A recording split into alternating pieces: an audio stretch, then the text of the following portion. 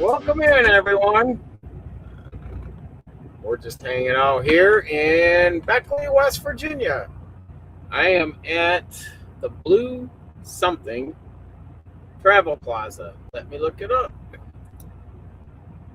It's the new Travel Plaza. It's not the Bluestone Travel Plaza. It's only on the northbound side, and it is. I'm trying to see what exit that was at. 18. So we're hanging out here tonight. Maxed out my hours. I had, when I got in here, 10 minutes left on my clock for the 14-hour day for everything.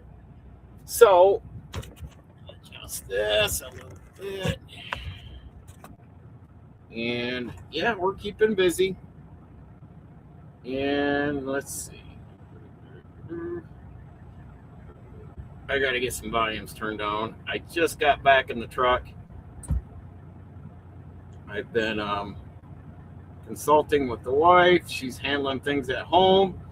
And we'll talk a little bit about that.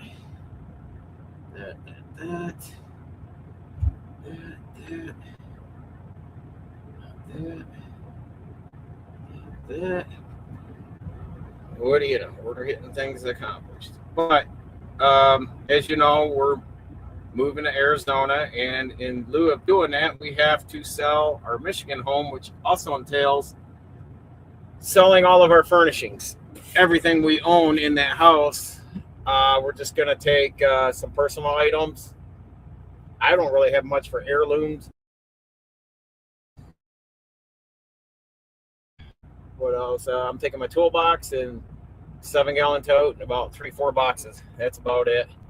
I'm not one for material things, but going on 12 or what are we going on 11 years living in this house with 3 extra bedrooms, you seem to acquire quite a bit of shit unbeknownst to you until you go to move and you start unloading closets, cabinets, cupboards, and dressers and furniture, and you're like, oh shit, how did we get here? So with that said, we're slowly picking away at it. I will do a live stream this week. Last week, I got back Wednesday. There was no way I was going to be able to live stream. I got home, threw everything in the house. I mean, literally tossed it in the house.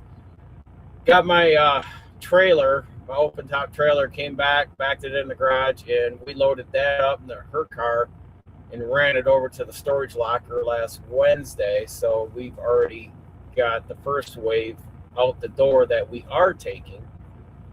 And we got to do another one this week. And lo and behold, my detailing just blew up. So I've got 3 vehicles lined up. One, as soon as I get back and know I'm going to be back for the week, I got 2 of the 3 the guy's going to sell. He wants me to get them prepped and ready for the put on the market, and then do an interior clean on his daily work truck. So I'm going to be busy with that. Busy sifting through the house, and the weather's getting a little bit nicer now, so I've got to get a couple windows, and I got to do windows and siding yet. So I have got my hands full, to say the most, and I'm busy here. I maxed out the last 2 weeks. The last 2 Fridays I've come in, I've maxed out my log with 1 hour left for the whole week, the whole cycle. So this week, I don't know. Let's see if they keep me busy. I'm already halfway through my cycle in 2 days, it seems like. Pretty close. I will be tomorrow, midday tomorrow, or halfway through my day tomorrow. But I'll be done with my route. I may make it back tomorrow, or I may be in first thing Wednesday morning. So, yeah, I had an interesting week on the road last week. It seemed like I put 8,000 miles in the last, not including this week, but the previous 3 weeks I've gotten 8,000 miles in. And just over 8,000. I know roughly because I was kind of doing the numbers in my head earlier. Um, so with that, we're going to talk a little bit about. I just wanted to get some opening stuff going here and kind of see what's going on, get some people in the chat, and kind of go from there. But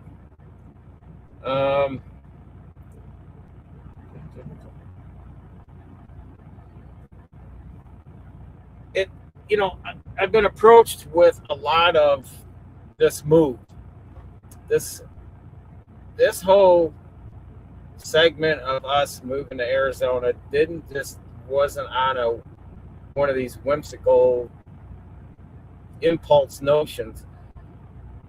We started on looking at housing in February of 2018, and before spring had arrived, we were already talking to a realtor out there looking at housing. And this is when housing, as you all know, before the pandemic, housing was affordable, and you could buy a nice affordable house at. Back then, we were like, trying to keep around 250 or under. That's when medium home prices were right around 220. And, since 2021, everything went stupid. But, that's the world we live in. You can't control people's stupidity. All you can do is avoid it or skirt around it. And so now, since the first quarter of this year, we've seen that trend coming down in the housing market. Therefore, with that happening, we settled on a list price. They had a list price. We negotiated that down 10 grand from that asking price. Well, then the appraisal came in mid Wednesday last week and Tuesday last week, and that was a fiasco because overall the appraiser wasn't changing his price. The sellers realized they're stuck with it because all the comps around that house we're buying have gone down. Now, I calculated from what the asking price was to the final price that we are going to finance. It was a 10% drop in the last month. So I will take that. That will save us about 15 months of payments. I'll do that. And so it's putting us in a better leverage position with the house. So going back, we've been working on making the change and the adjustments since 2018. We flew out there in 2021. We looked at neighborhoods, we looked at areas, we looked at houses, and we looked at these resorts that we're moving in that are 55 and over. And all in all, because pricing blew up, this resort still is putting us in an affordable house. We own the land under it. That's what everyone's like, oh yeah, you got to lease the land under it. No, there was 3 resorts we found in the East Valley or Santan Valley area that you own the property under the house in this resort. Yes, you have HOA fees. The HOA fees is like 2 times less. Where I'm at right now, I'm in a similar situation, but it's a lease lot because it's affordable housing there where I'm at when we had to get started on our feet. And it's what I pay 1 month will cost me 3 months out there. So if that telltales anything. And but that's the HOA fee. After I've been in there for a year, I can apply and be on the board because the members and the landowners in that resort run the HOA, not a corporation and all that jazz like we have currently. We're getting a lot more. We're getting a lot more. First, 55 and over. We got within the resort, we have a golf course, a full golf course. We have a bar and grill. pickleball, tennis courts, therapy pool, workout room, wood shop room, an activity center, the whole events and all that, and a regular pool. The pool, looking at the pics, looks like one of those pools with all the chairs around it now, like one of those big pools on one of those larger luxury cruise liners. So very nice. And I'm going to be turning 60. So when I was 35, 40, and when people would have that $1 million question all the time, where do you see yourself, on a job interview? Where do you see yourself in 5 years? Where do you see yourself in 10 years? And I could never give a really honest answer. Yeah, 3 pools, 2 spas, and a gym is what Laura put in there. But with that said, where was I at? I lost my train of thought, Laura. But on that conversation. But basically, yeah, we went out there in 2021. We went and looked at properties and all that. In the end, this was on the bottom of our list. This was like actually the last stop. This resort we bought in. Turns out it was the best lot. It was more friendly for us than the other 255 and overs, because they were very hoity-toity and very snooty, very uppity, very condescending on things, and unless you're like, they were acting like if you weren't Ivy League, this place was more of our kind of people and laid back and blue collar, easy going. So we focused on this for the last 5 years. But there we go. Let's get things back. Were you going to be in? Where I was going to be in 5 to 10 years, and I can never truly answer that back in the day. I'm just like, hopefully employed, doing this or doing that. I had no real, just on the surface, I'm like, well, I guess I'm just going to exist today, tomorrow, and make it through this year. But I could never see myself 5 to 10 years. It's funny how once I got past 55 and now I'm 59 going on to 60, and I'm like, all right, by 65, I got to be here. By 70, I want to be here. And I just want to have us positioned monetarily in our assets. I want to have at least 80 to 90% invest, into our assets across the board, and continue to invest in cash flow into my 70s with stock trades, real estate, and still hopefully doing the YouTube or whatever may evolve. Who knows? YouTube may not exist in 10 years. When I started this whole shebang, Facebook became the big thing in the late, by 2008, 9, 10, and it was MySpace before that. But, who's to say where YouTube's going to land in 10 years? But if I can still do this and grow the channel and make money from it, great. But we have some other home-based businesses.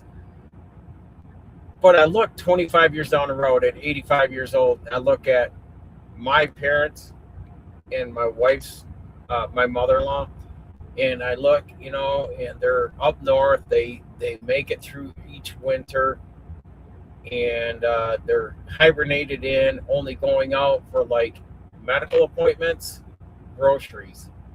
Other than that, they're just not out willy-nilly and out driving. It's just, weather's bad, and they just don't feel safe out there. And I told my wife, I said, a lot of folks wait till they retire, and we've watched so many of our friends die young, between 35 and 45 years old. We've had 2 handfuls of friends die, in the last decade. And would never have, imagined to be in the position we're in.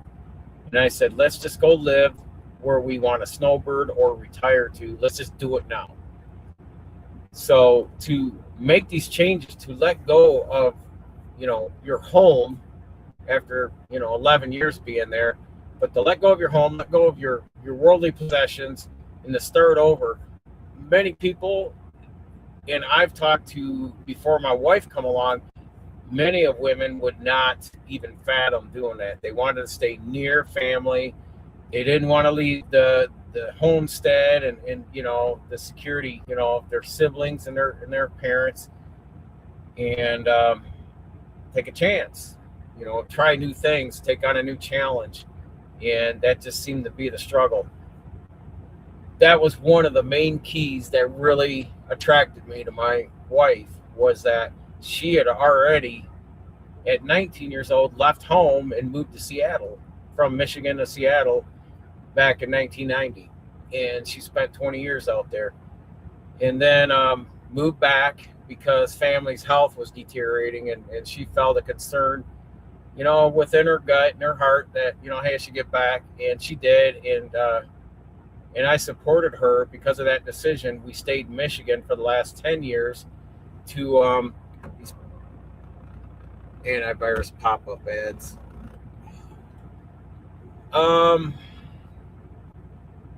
So she, I want to say the late 20 teens in the pandemic, she would spend 1 month, 3 months staying at her parents, taking care of her dad, help take care of her brother. Those two had many medical needs. Her mom had some stuff going on.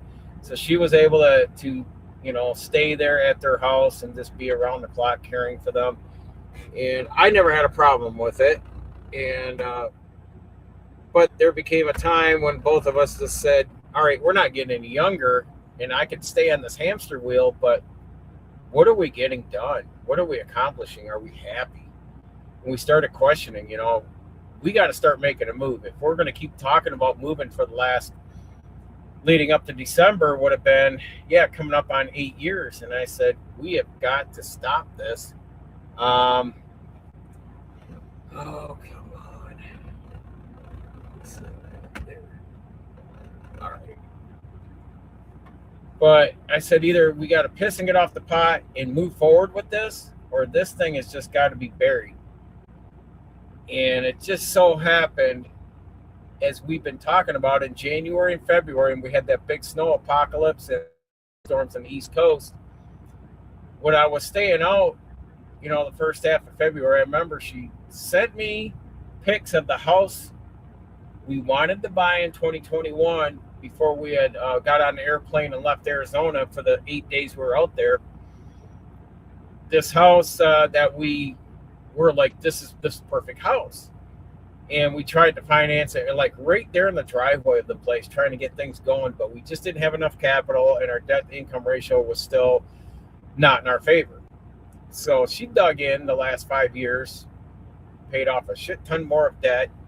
We have accumulated the down payment plus much extra. And with that said, that house popped back up. They did more improvements. Yeah, it went up a little. It didn't bother me that it went up, because the improvements they did, I looked at it and said, I guess I never looked at it that way, but they really turned the whole backyard, instead of just pea gravel and just like pea gravel and dirt. They pavered it all out. They put, it's like a tropical island back there. We have a palm tree back there. I'm going to be able to set up a tiki bar and an outdoor kitchen, along with the gazebo, huge ass gazebo with a fire, gas going fire pit in the middle, all illuminated. And then they got lights going up the palm tree, and that illuminates. But all the power they're using is extension cords. So the home inspector said we should probably look at putting some GFIs out there and that. So when I get out there next week, I'm supposed to fly out Sunday and then close on it next Monday. But I want to meet up with the electrician. The realtor knows one. She's going to bring him out. He's, I think, semi-retired or retired, but he's going to come over for a side hustle. And I'm just going to show him what I want done there and just kind of check everything in the house. turn him loose on that. Then I got to get a contractor in to do a handicap ramp off the back door with a platform up top of the door. So when you come out the back door, there's a enough platform. So if she was in a, using her walker or even a wheelchair, that we would be able to stop right there, close the door, then descend down the ramp. So that's the two main things I've got to get done. This place is like nothing to freaking do on it, but just drawer clothes in the closet, food in the kitchen, and live. And compared to the turd we're in, the day I backed up and opened the garage door, started unloading, the hot water heater busted. 6 months later, the roof's leaking all over the place. It's just one damn obstacle after another with this house. And I just said, it's time to go. Because I kind of put my foot down last summer and I said, we have to move regardless. I don't care if we have to move in a fifth wheel camper. We got to get out of here. So I just didn't see the value of staying any longer than what we're doing right now. So the timing's been right and the move's been right. But to talk to other people, they just can't get past that. I can't do this. See, that's the one thing I don't allow in conversation with us, between my wife and I, is we catch each other to say nothing. Fear tacting words, negative words, can't, won't, don't, too hard. Everything's a challenge, but take the challenge on if it's going to fulfill a need that we have. But we're not going to take, we can only do so many battles to win a war. So we pick what is going to work for us, that's going to progress us forward to meet our objective and goals. And we're not afraid to do it. And back to her moving to Seattle, she was fearful, or she was very fearing of moving out there. But she took the challenge. She went out there. She did it. She spent 20 years away from home, moved back, and no other girl would ever do what she has done. And with all of her medical conditions, stood by and supported me when healthcare was laying me off and kicking me, to the curb.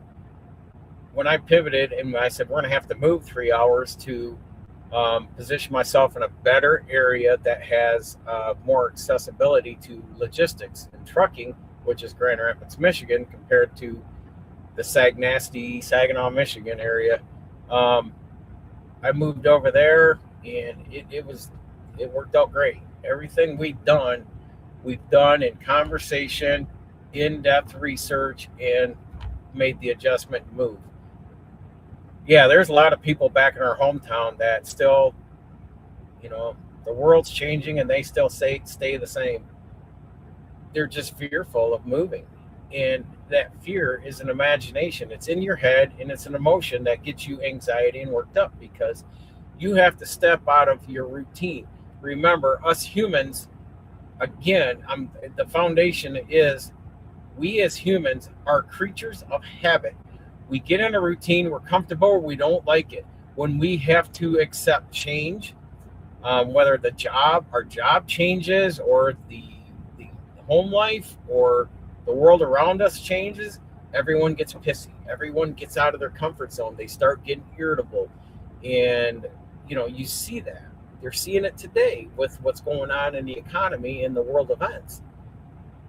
But yes, the one thing with us is she did not have no medical issues. She made more money than I did, because the whole goal was, my son was going to graduate in 2015. I was going to go to, we were going to move back to Atlanta, Georgia. I was going to finish chiropractic school along with sports medicine to complement it. And I was going to chase, being on hopefully a sports team or a sports physician, chiropractic physician. So she was going to work, support us, and take up some classes, be the medical biller, so we could double dip. I could be making money and she could be billing, because most offices will contract out all the medical billing and just kind of handle all that and be the office manager. But her health got in the way before that. We were about halfway into it, and then her health took a turn. And it just, one thing led to another. So then that got pushed over here, and she became the center focal of, all right, we got to figure this out. And it just went from every 15, 18 months, Laura, that we were back in on a surgery, and we were doing this and doing that. So the 20 teens was not kind to us, but it challenged us every step of the way. It challenged us financially. Her medical bills were stacking up visit after visit, and then my student loans, being 6 figures in debt with student loans. And then we took on a mortgage. We had to buy a car, and I mean, we were living check by check, and it was ridiculous and out of control. And I will say that I was stressed. I was going through a lot, and I started picking up drinking. I wasn't a fall down drunk, but I was drinking more often than I ever have. And that led up to what? I finally backed. I quit drinking beer in December of 22, and then the spring of 24, Laura, or is it the beginning of last year? I quit drinking bourbon. I mean, not that I won't sit down and have a Lebowski glass style bourbon with a stogie out on the back porch, but I mean to sit down at dinner and go through a quarter or a half gallon of bourbon, because before I could sit down and put a 6-pack right there next to my dinner. I could eat a steak dinner, side dishes, and 6 beers and get up and walk away and not even be fazed, and go out and build a deck, mow the lawn, and work my ass off for the rest of the day. That's just the way I was, that's the way I was going. That's how I was dealing with all the stress. We have since walked away from alcohol. There's been no drugs. Obviously, I'm driving this thing, but the last 6 months it's been just straight healthy eating. But I have, since I've been in this truck, turned the corner and really been cleaning up my diet, getting away from sweets, pastries, any pops, any energy drinks, meal prep from home instead of buying any food out on the road. So it's been a change there. And of course, she's seeing the functional medicine doctor for the last 6 months, and she's got the program. She's 3 months into the program after her training and all that, and understanding on that stuff, because there's a lot of videos that she had to put herself through, like online courses. I don't say online courses, but training videos to educate her on what's to come through this program that we got her on. And she, congratulations to my wife. She notified me today that she is down, a tremendous amount of weight, but the swelling from not only all the surgeries, but the food that we eat inflames the body. And because she's been going this more healthy, organic living, not vegan, just organic eating, where the fruits and vegetables aren't treated with pesticides, herbicides, and the vegetables, the fruits, the meats are grass-fed, and they're not hormone or antibiotics or grain-fed. So with all that, she's really shrunken down just from the swelling. And I can, for me to see that and then comprehend that, wow, that makes a difference just because of the foods we eat, the fillers and the chemicals that they use to preserve them for shelf life, how much that affects our body. And we don't know it until the check engine light comes on. Then all of a sudden you're taking meds, and that's what we're not going to do. So,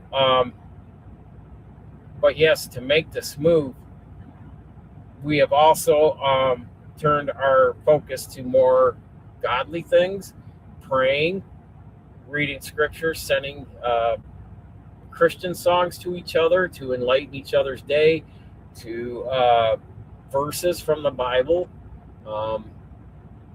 weekly. But that's things we've stepped towards. And I told her, I said, the 3 things that are going to matter on this move the most to me is being more into the Word of God, our physical health and our mental health. Because if you don't have those, that's your foundation. You can have billions and millions of dollars, but if you don't have if you don't know where you're going after this life, and if you're not taking care of this vessel that you live in, your body with physical and mental, you know, um, healthiness, the mindset and the food you eat and the exercise that you get. But those are the three things we're going to focus on as us, and not so much the hamster wheel of just running 60, 70, 80, 90 hours a week, and to back it down and buy back our time. And the buy back our time is just getting away from stuff. uh I don't have no attachment to my stuff. I like that. If I had to pick, I said it's my tools. I can make money and I can save money with those. I can either, work a side hustle using my tools, or at least I can fix our own stuff and not have, try to offset having a mechanic, contractor, or anything come in. So it's just the smart move. It's a good investment, but everything else is irrelevant. Your kitchen table and chairs, your living room furniture, your bedroom sets, your dishes, and all that, it's replaceable, man. And I really, when I look at it all, since we've been packing, I just don't see the value in it. I'm like, I told my daughter, all this stuff's going to the moving sale. If you want it, take whatever you want. And like I said, she came in and she loaded a 16-foot V-nose trailer. This last time, she's coming back to get more. So she's been a big help with us getting a lot of that stuff moved. The wife just sold the kitchen table and chairs. They just got that out the door just before the live stream here. So I still got more things to do. So I figured this week, if they don't run me back out, or maybe just do a day run, whatever it may be presented to me, I'm gonna live stream through the house on things. And if you guys see anything, you can comment, or in the descriptions, within this, our email's in there. Shoot us an email. I've got the Facebook down in there, and to let you guys know, I'm gonna delete my X account, because the only time I've used it is just to post the live stream, like a day ahead. And the propaganda and the negativity in there to tear each other down is so freaking ridiculous that I'm like, I don't see the value in it. I know there's shit going on in the world. I get that. I know there's rich people doing bad things to the rest of us, and stealing our wealth and putting us in wars. I mean, it's not just one guy over there in DC. It's the whole system. And it's all these global elitists that, your Illuminati and your Freemasons and your NGOs, your non-government officials, these billionaires that think they're above, God. And yeah, I know all this stuff, but you know what? I can't go out. I'm sorry. I got more things to do. That was the one thing I told the wife today. I said, I have better things to do with my life, but I can go out and with this computer right here, and I can sit on my nice tiki bar, and I can do stock trades, swing trades. I can be doing real estate, tax liens and deeds. I can be, making other business choices to make money, get up and be able to go get on my golf cart, go out, play some rounds of golf, hang out with the wife, go to dinner, or sit home, make a nice dinner. But I got more productive things to do than go sit in the middle of a fucking highway, as these people do. And yeah, they're paid. They're just paid actors. They're people that get suckered into, get on a bus, and George Soros or whoever is paying them off to go run around and create chaos. And I'm not gonna partake in that. And I definitely won't support anybody that's doing it. Let alone if you're gonna protest, yeah, be over on the sidewalk, rah rah rah, with your little sign. Great, freedom of speech. But when you do a human chain across an interstate, if there's consequences, that's collateral damage. I guess you put yourself in harm's way. Um, you know, do you think the person that's paying you to go out and do that gives a shit whether you live or die, as long as you guys are out there pushing their agenda, because you're just a paid actor to go out and push an agenda for them. So keep that in mind. But you got to know that these people are not our friends. They're not for us. The government is not here for us. It's just lies and propaganda, and I just run the other way. I don't listen to anything that comes out of Washington D.C. because it's just hogwash. Or anything off television or mainstream news, I say just give me the information. I'll read it, take it in. You don't need to dictate it to me, and that's just the way I stand my ground. But faith and fear. I just I walk with certainty, with no fear, because I have a path. Like I said, I'm going forward regardless. The world on this side and this side, it's burning down. And I said, but I'm still focused this way. Where do I see myself in 10, 20 years? I'm going to see myself out there, hanging out, living my life meek, humble, and minimal. I just don't want to buy into the narrative of, you are what you have, and have the latest greatest, and I really don't. I could sit on my front porch, or I could sit out at the bar. I can get a good book and read it, to educate myself, and I could go for a walk. I go for a bike ride. I go for a car ride year round. I'm not going to be trapped and stuck because of snow, ice, and all that other jazz and freezing temps. And that's something I'm like, dude, is this what we want to deal with when we're 80, 85 and struggling each winter? It makes it harder for us. And I said, why not be in a climate that's going to be good on our bodies? I said, I want to feel like we're 50 when we're 80. And I want us to have the energy. So I said, let's focus on us having great health. And I said, we can have billions of dollars, but is it going to take the cancer out of me if I'm not taking care of myself? Is it, is the money, all that money, going to misdirect my mental awareness to all of a sudden, I can go buy 3 houses and boats and hot rods and all these toys? And it's like, but at the end of the day, I got a garage full of shit, but it can't bring me any comfort. It can't give me warmth back as being there and interacting with my kids, my wife, and just doing things with them hands-on. So it's definitely been a different mindset from 6 years ago to now, of what I was thinking 6 years ago to how I'm thinking now. And I'm pretty excited about it. And we may indulge in one toy, and it's probably going to be a side-by-side, because we want to go out desert riding. We've been looking at areas for years. We've been looking at the whole landscape, because we've looked at housing from Santan Valley to where we bought at, up to St. George, Utah, and stuff like that. We have looked all around to say, where do we want to plan ourselves? But when we get there, that's it. We've arrived. This is going to be the rest of our lives. Unless there is an apocalyptic nuclear holocaust, I'm not coming back to the Midwest. If I never see the light of day of Michigan, Wisconsin, Illinois, Indiana, or Ohio, it's like, kudos to me. I can't take any more winters. I'm just like, I'm over it.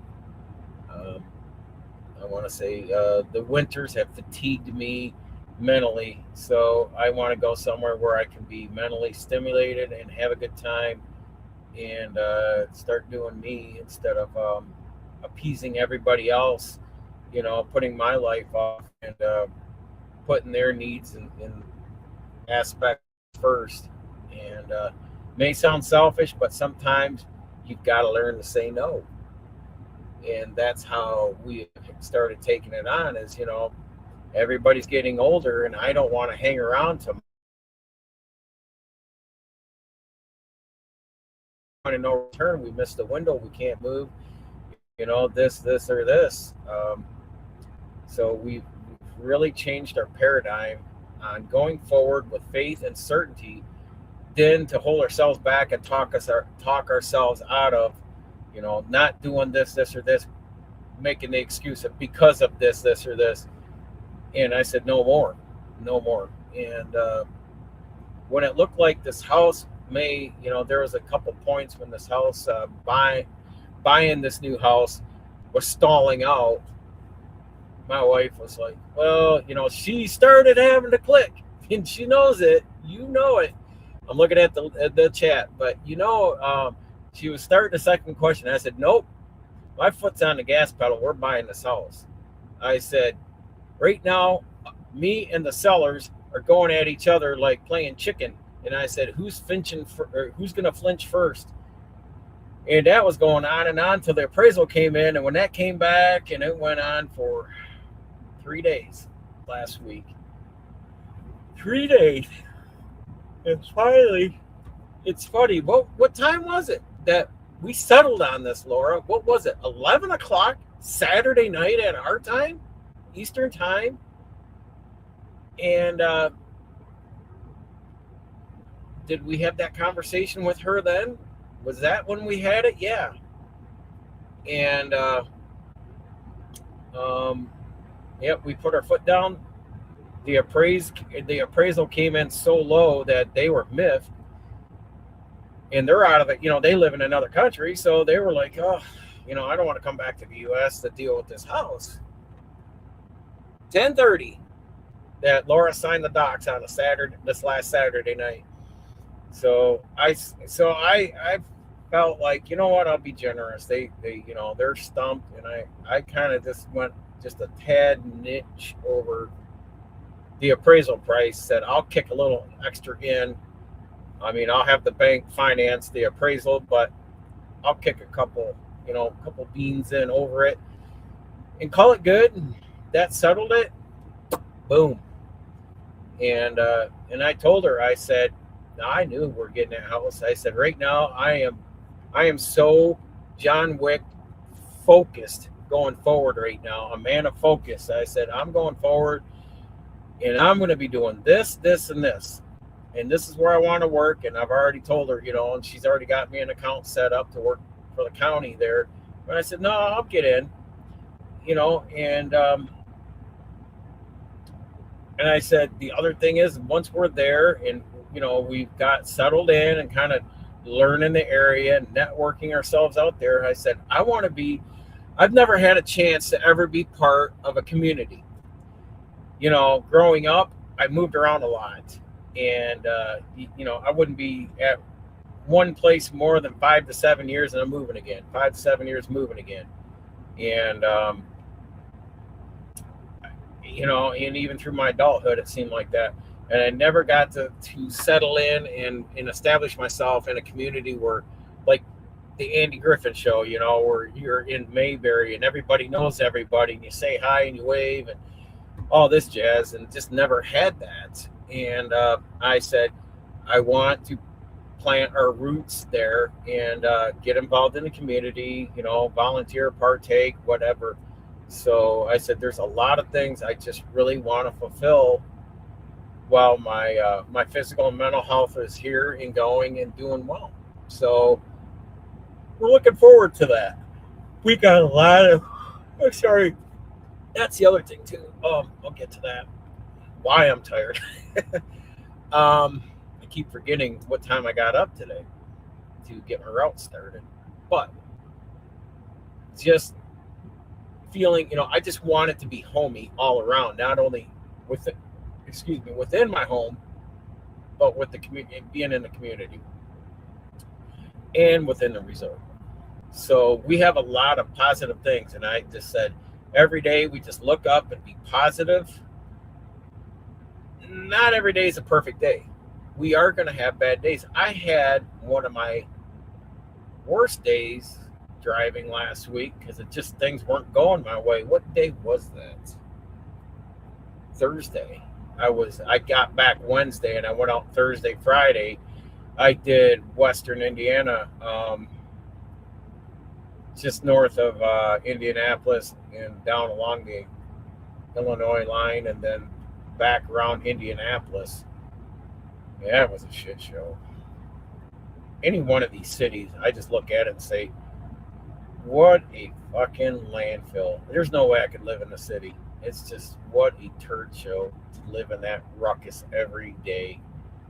But yeah, I had to overcome a lot of obstacles, which was frustrating me and pulling me out of my element. Of when I say pulling me out of my element, not staying focused and maybe making a bad decision driving. So I had to recollect myself. I had to stop and recollect myself and then continue on. But I got through it. I got back Friday, 2 o'clock.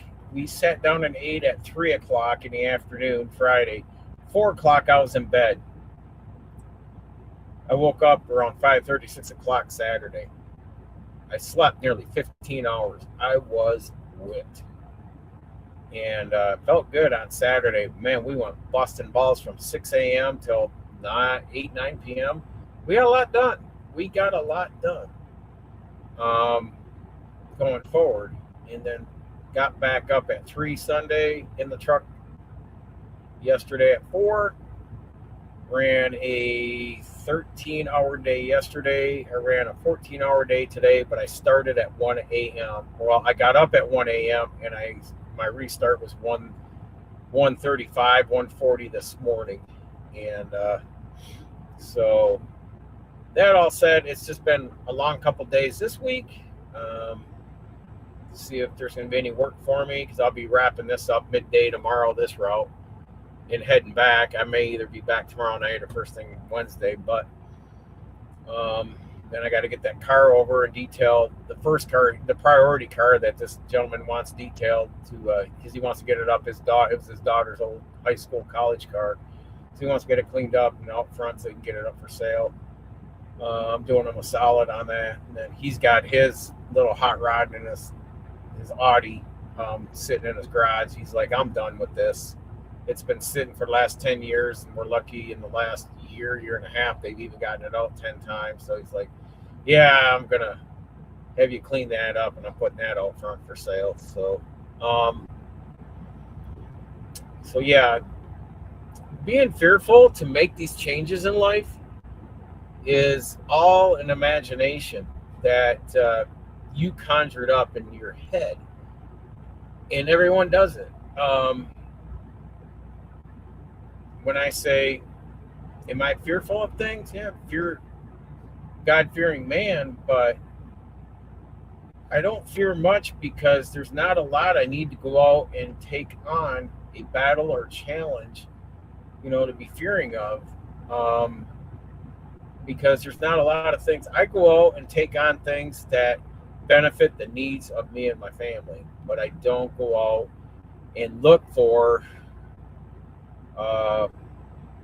things that are out of my element to take on. Oh, that light, because I can just see it's getting a little darker. Get some lights on here. Maybe that'll help. I don't know. Yeah, it's starting to get a little darker. It's getting cloudy. It's not so much it's getting dark outside, but yeah, it's been getting a little sprinkly on the windshield. But I don't go out and just try to take on things that are out of my element. I focus on things that are going to benefit this family and stay at that. And if it keeps us ahead of inflation and poverty and doing, what is, keeps us thriving and surviving. Now, the next thing is I will be talking to my realtor, because she brought to our attention that we should, because a lot of people at this resort do it, but I am going to talk to her on the fundamentals and the layout of how I can set this house up into a trust and set up our family trust. Maybe there'll be time that, we can probably start getting that going and getting us some protection as we're turning the corner and getting a little older and into our 60s. For me, into my 60s, my wife's younger. I always chase after them when they're younger. Well, no, actually, I got lured into, you know, a Honda by a wiener dog, free ice cream on the side. Next thing I know, 15 years later, here I am. She lets me out every now and then, but she's probably shaking her head because behind every successful man is a woman rolling her eyes. And so we're having a good time.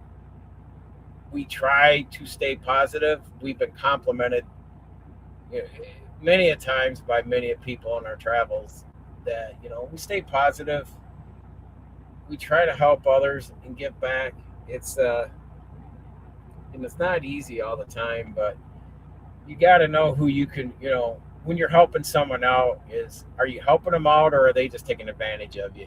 So sometimes we got to catch ourselves with that. But we uh, we really try to do good, by God's eyes, in the Lord's eyes of, you know, should we be doing certain things? And then there's things where um, both of us have been filtering out a lot of what we follow, watch, and do with social media platforms. And I guess I'll wrap it up with this. I was talking about it earlier, but like my X account, I only just post like when I'm going to have a live stream. I'm going to delete that while the computer's up. So I'm going to get on that after the live stream here.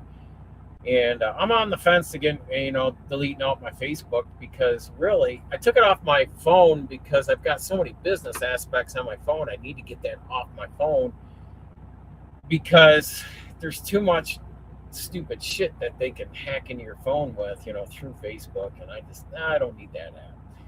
And I started looking at a lot. I think I cleared off 3 or 4 apps a couple of weeks ago. And I'm just like, I used to just look at Facebook religiously. Now it's like I was lucky mainly out, not at so much at home, but out on the road. I may look at it once every other day. If there's a pile of notifications and it send me a notification, you have 15 unread notifications, and I'm like, oh dear Lord, I'll go look. I'm like, blah blah blah blah blah. I let the dog out today. Look at me. Woo! Look at what I'm eating. Woo! It's like I don't give a shit. You're at the gym working out. Big fucking deal. Go work out. Shut the fuck up and go home. It's like we don't care. It's like damn. Everyone makes a big deal about the little things in life. Maybe that's a worldly accomplishment for them, but man,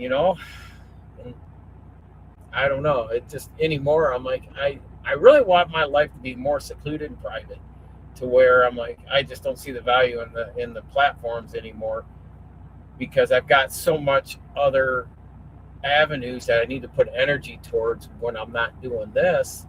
And once we sell that, I've got stock trades and other stuff. So I need to find me a circle of people that I can have conversations with talking about stocks and investments and market caps on businesses and how things are going to play out. You know, those are conversations I need. And I hope I foundationally build myself into my community out there that I can find. I run into those people where I can befriend them. We can hang out. We can start exchanging information and expand on that. That we can all work together to help grow our wealth. And wealth, I don't mean like, oh, I got to be rich and own a jet, but to make sure that when the day comes and I can't work or function, that there's going to be enough money to finish off taking care of me and my wife and leave some for the kids behind and stuff like that. So there's, I'm not looking to, I definitely am not looking to, there's probably one place outside of the U.S. I want to go, and that's just to renew our wedding vow. I promised my wife that as a sarcastic shits and giggles, but it's been more and more becoming realistic that it's going to probably happen. And as we have, and she knows what I'm talking about, that we're seeing things going more positively. So I think that'll probably come to fruition after we're settled in, and then that'll probably be the next thing I'll spear after. But my wife has never gotten the opportunity to ever wear a white dress Her first marriage was at the courthouse, and this one was on a whim of pulling my son out of school to be my best man. And we went down to the courthouse, and then I went back to work later that day. So, um, but that was a circumstance because she was in a crutches and wheelchair to needing surgery, and her employer dropped her. They're still paying for it. So yeah, her employer when did they let you go? November of 2012. So what's that? 14 years now, and they're still paying every month on top of the Social Security disability because of their screw up. So they got their tits in a ringer on it. But health insurance, you needed it to get through to the surgery. So here we are, and we're 15 years later, happy as two hogs in mud.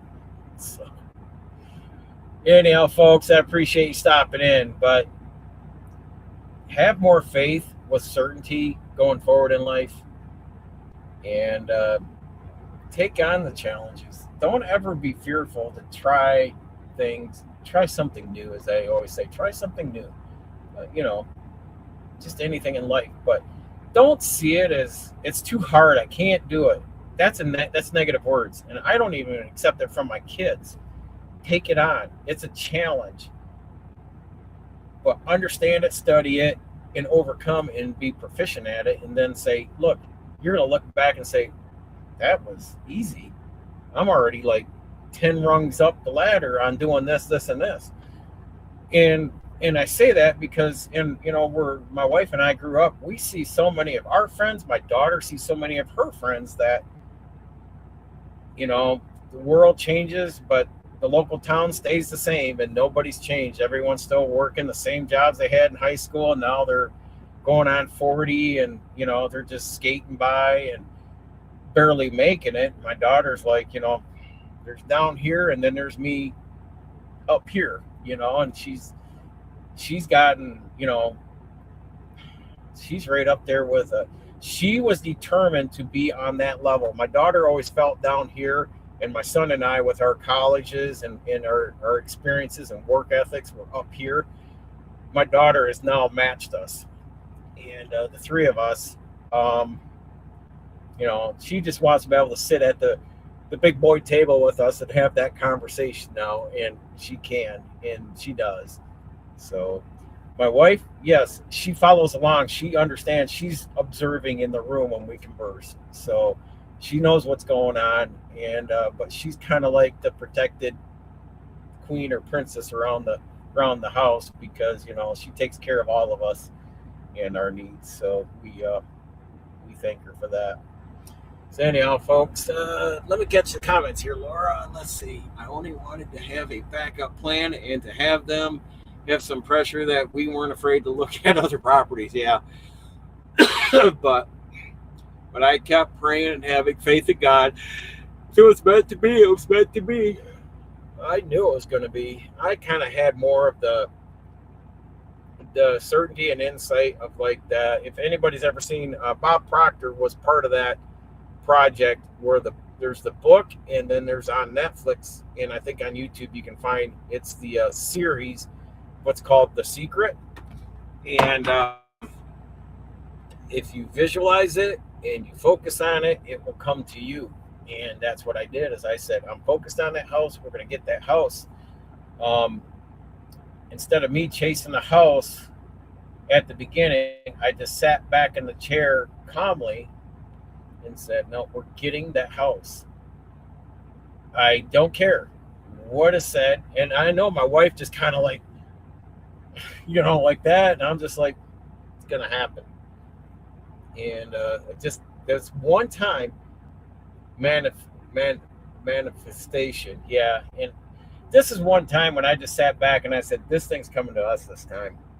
And I said, we've worked hard, and it did. It went our way, and I'm happy for that. And that's the one thing Americans, I don't know about all Western nations, but I know here in America, nobody has any fucking patience. My gosh, they drive like they will kill their own grandmother to get to work, or let alone to an appointment. and it's been unreal lately of just watching the driving going on and people wanting to pass me either in the median or in the left turn lane because they're that impatient lately. It's been unrealistic what I've been seeing. And I don't know if it's just the way the world's turning with all this stuff overseas, but people, I can really see it in their driving. They're more on edge. They're more impatient. They're more lit up.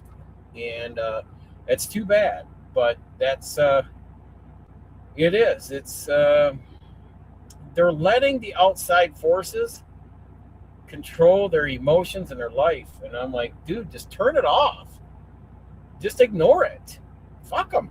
I don't care. And people ask, what do you think? I don't think nothing of it. I have no time or energy to put into what the hell's going over in the sand countries. I could give two shits about Israel, Iran, the Emirates bullshit countries. All of them are just one big toilet bowl. I don't care. I don't care about Washington, D.C. and all the rhetoric out of there. I don't care. I got things to do. I'm a busy man. I got to go. I got things to do. Get the fuck out of my way. I'm going. I'm a man on a mission. So it's all I can sum it up to be. I don't care. All I'm going to do is focus on my economy, my ecosystem, as I've been just preaching to you guys. You can go forward with certainty once you have your ecosystem under control where you're living. God, live in the basement of your means. So if you're making 100,000, live like you got 20, and just live meekly, live humble, and be blessful of that you got food, clothes, and shelter. That's all you need. I mean, what you have does not dictate who you are, because dum down the road may have, a Lamborghini or a Ferrari. I don't give a shit. Like, they'll go by and I'll be like, I only got one question. Financed or did you pay cash? And, if people got to go and leverage to the hilt to have things to impress others, you know what? I give them no respect.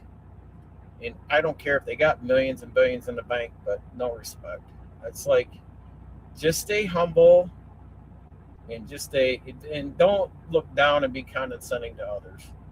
So with that in mind, I appreciate y'all stopping in, hanging out, listening to me ramble on.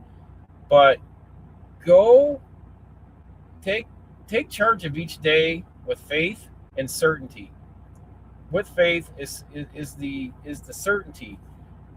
Fear will always, you will talk yourself out of doing something because of the imagination of fear, that emotion of fear that, it's too hard, it's difficult, this or this. Don't be afraid to even ask for help to take on a challenge. We've reached out and asked help for a few things already on this purchase of this house because we knew it was going to be an obstacle to have two homes for the time being. And people have stepped in and helped us, and I'm appreciative of that. And, sometimes you may have to swallow your pride and ask for a little bit of help. But overall, stay focused on what you're trying to get done and accomplish. And prosper. Build your ecosystem. Build your economy, that you're living in. Build it up. But if you're going to stay the same and never change, the person you are today from the person that you were 30 years ago is the same person. You got to change. You got to evolve with an evolving world. Otherwise, you just get left behind and, don't be that person. Keep yourself going. And that's why I always preach, stay safe, continue educating yourself because knowledge is learned, not taught. And get out and take charge of learning new things. And you will find that you feel more satisfied and rewarded. And every day you get more, the stronger self-esteem is the self-esteem is the certainty that, you can take on more challenges than what you started with 30 years ago. So with that said, folks, Have a good evening. Stay safe. Continue educating yourself. Knowledge is learned, not taught. And I'm going to get rid of this X account, say goodnight to my wife, and I'm getting to bed because I've been up since 1 a.m., man. So I'm out. See ya.